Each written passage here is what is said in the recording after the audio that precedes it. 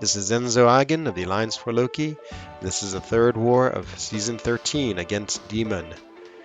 So of course I'm on path 7 and I scout my first fight, and even though it's a question mark, I know it's science because science is the one review I haven't put in there. Just saves me mastery point if I only put 5 of the 6 reviews. Somehow I always manage to choose the one to leave blank that is actually one of the ones I encounter. So it ends up being Electro. So the Electro is a pretty reasonable fight with Omega Red. Lots of passive damage by Omega Red, and also his tentacles I don't think count as hits as far as me taking damage, or they reduce the defensive ability accuracy, and so he's a great choice. It's only a rank 1 6-star, so not too bad. I'm going to take both these fights linked, so I have Bane, so I always have to remember Bane in the back of my mind. So I'm really slow on the heavy. I'm just always worried about actually parrying them, but sometimes that works against me where I parry them and I take too long to throw my heavy. Here I do it again, and then all of a sudden he's at 1 bar power, and I realize that I have let the Bane transfer happen to me. I want to bait out his SP1, so I go ahead and take the Bane while it's on me, not wanting to get hit by the SP1, accidentally stunned, and it ends up being a pretty quick and painless fight. So now I'm off to the second node, and I go here and scout it. See, it's a Cosmic. I put the information in the scouting tool, and I can't find a champion, so I'm thinking it's a Nihilus. Then I realize I make a mistake, do the scouting tool again with the numbers I put in, and it's a Venom, and so Venom is much different. So taking Corvus, this actually was a mistake, and you'll see why. So I'm playing him stun immune, so he has Masochism, that's the link node, and he has Bubble Shield, so every 10 block hits that he throws against me, he goes unblockable, and I'm also limited in the damage I can do to him. So I'm going to try to get to my SP2. I'm just sort of fighting him away. I don't want to parry him because I don't want to activate his regen. I sort of question maybe that may not be the best strategy. Could have parried him right at the very beginning and gotten the timer down to get some more parries at the start. And again, I'm worried about getting the unblockable, but just trying to bait out SP1s now. That way I can counterattack and not worry about taking too much more block hits so he won't go unblockable. So I get it, I go in, still building up my charges, or my power to get an SP2, and I'm hoping this SP2 will kill him. And I throw it, and you can see the Bubble Shield absolutely doesn't allow me to crit and do big damage. So I do a little damage, I've run out of glaive charges, and now I'm just have to fight him. I'm not too worried about this fight, but it does make me a little nervous that I've lost all my glaive charges, and now I have to go against him. You know, of course, he could go to unblockable, which I've totally lost count of how many times he's hit me blocked. And you can see, again, I'm playing really sort of conservative, trying to hint to his block a lot, trying to have him build up power, and now all of a sudden I'm back up against the wall. So I'm in a little bit of trouble here. You know, I take more block hits. I'm actually amazed it wasn't at his unblockable stage and finish him off.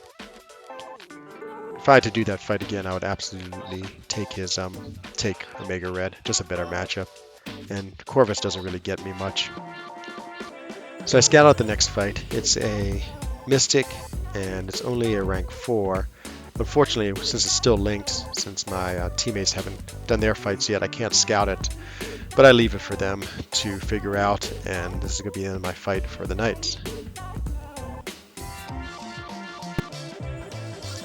So now it's the next day, and I'm on the second part of Path 7. I have a Corvus fight against Darkhawk in one of the sub-minis, and so I go ahead and throw in all my Corvus boosts. I've scouted this fight. It's a mutant, and it's of course going to be Iceman. And so, and I learned that through the scouting tool. It's that protection shielding again. The protection shielding is a little different than the bubble shield in that it has a timer, so my special 2 is actually a lot more effective. And I have on the power boost for Cosmic, so I'm in pretty good shape and not too worried about this fight. Here again, same thing, build to the SP2 and then throw it, and then hopefully gain enough power that if I throw again.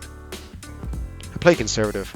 I just block his SP1, figuring that might as well just absorb some of the damage as opposed to risking trying to evade it. You know, the evade for me, most of the time I'm successful at it, but not always, and so it seems like it's better to err on the side of being cautious. So I get another SP1 that I just block, and you see I'm almost at my second bar power, and there it is. That's the end of the fight. So that's like a very good example of a Corvus fight. Nice thing about this is I gain a mission because he is mutant, and I'm really happy about that because I do have that Dark Hawk coming up, and that's actually going to give me a second mission. So now my next fight is against Mephisto, and it wouldn't be an Enzo Eigen video without a lot of mastery respecking. So I of course have to put on the total opposite of a Corvus setup, and that's no suicides, and also want to put on Resonate and what's the other one? Inequity. I go up to this Mephisto and I see he's only rank 4, so that makes me happy. This fight is always a little bit tricky, just because even if you play it well, I feel like I always take a fair bit of damage because of the node, the close encounter node. I do have 2 combat regions in the overflow. I know I'm going to have to use Void again because I'm fighting the Green Goblin on the mini boss island, and so might as well try to preserve what health I can, and the combat regen is going to help me do that. So my usual strategy in this fight is just basically play normally against Mephisto. There's nothing that I feel is very exceptional in this fight.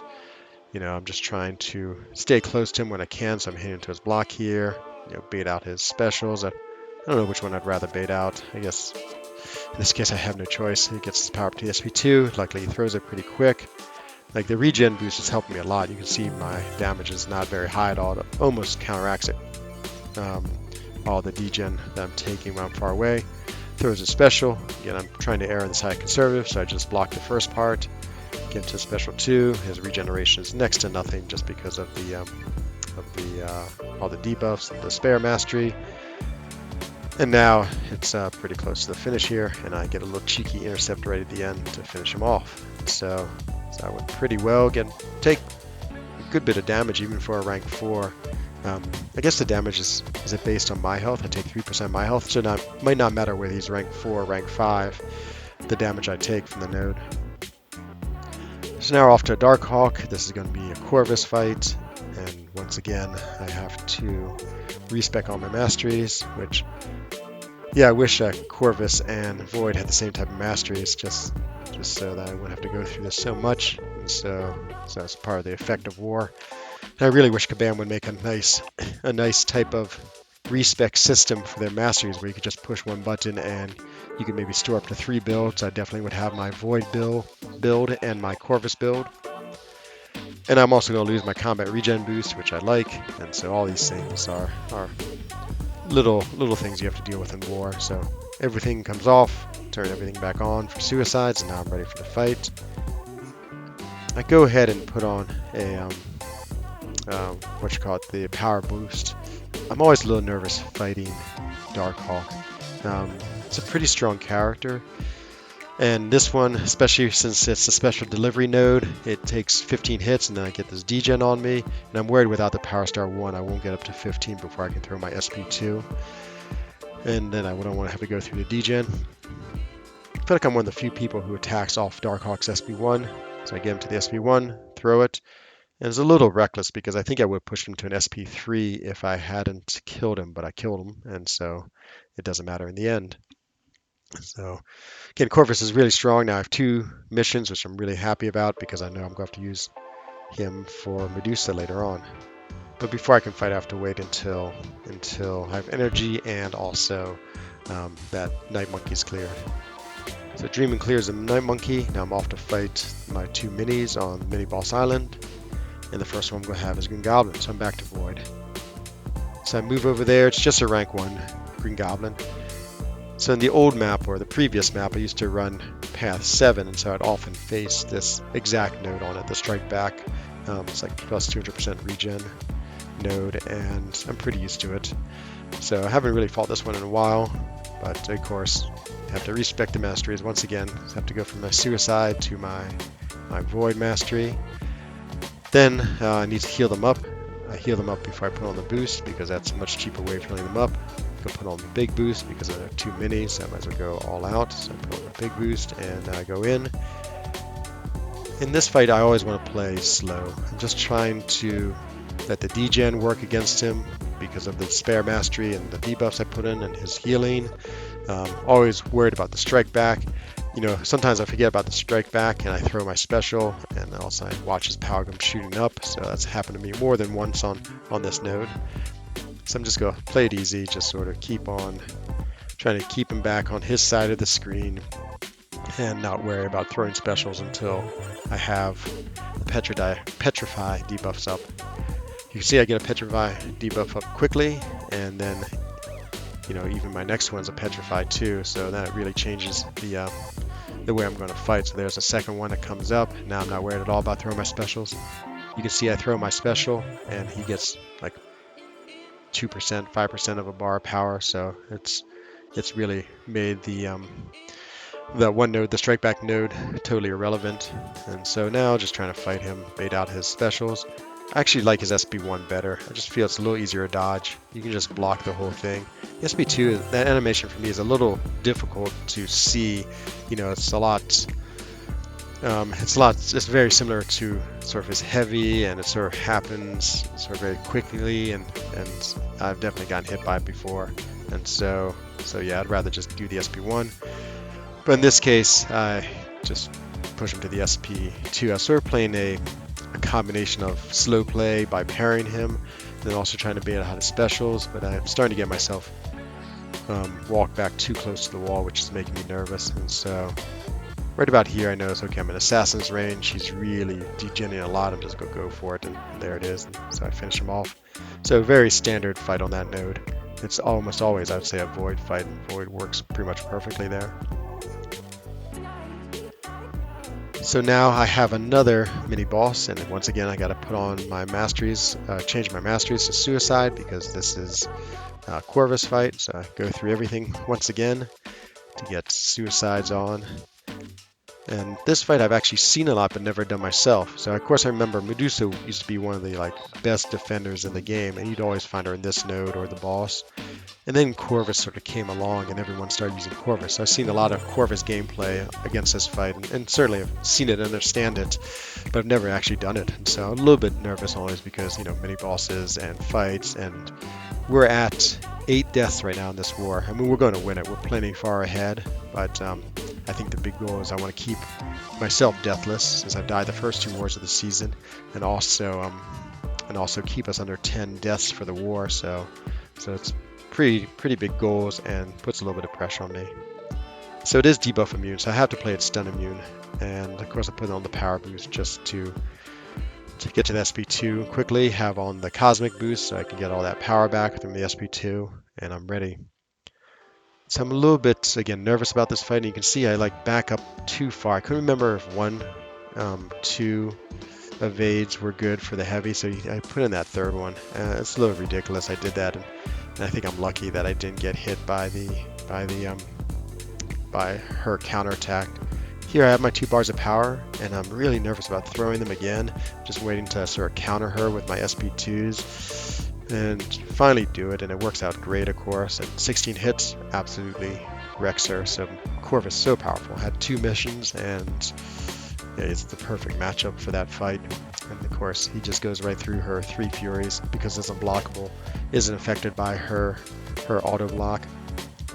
So I'm just waiting for Cam because he's fighting the boss. I figured I'd see if he kills him, fine. If not, I figured I'd be called for backup boss duty. I am. I changed my masteries once again because it's a Void fight. I have so many extra points that I just put 4 out of 4 into perfect block, as you can see my mastery setup. And once again, this is exactly the same as last war. He's about 35% left, and it's called for my Void to finish him up. So now we're at 9 deaths for this war, and again, the pressure, even though I know we're going to win, I just feel a lot of the pressure to try to keep our alliance in single-digit deaths. So yeah, it's you always manufacture pressure on yourself in war, I feel, just because it's always feels high stakes, even in the best situations. So I get an intercept there. I've been working on my intercepts a lot, but again, it's all instinct. I really don't feel like I could actually do them unless I have to. Here I'm a little worried because I get him up to the 12 stacks, and he has power, and I'm always worried about him throwing a special when he has less than 15 and having to build up his rock stacks when he's low on power. It's just I don't know, it's a really hard fight to deal with when you're having to just get his power up when he has 15 rock stacks. So I'm always really careful about that.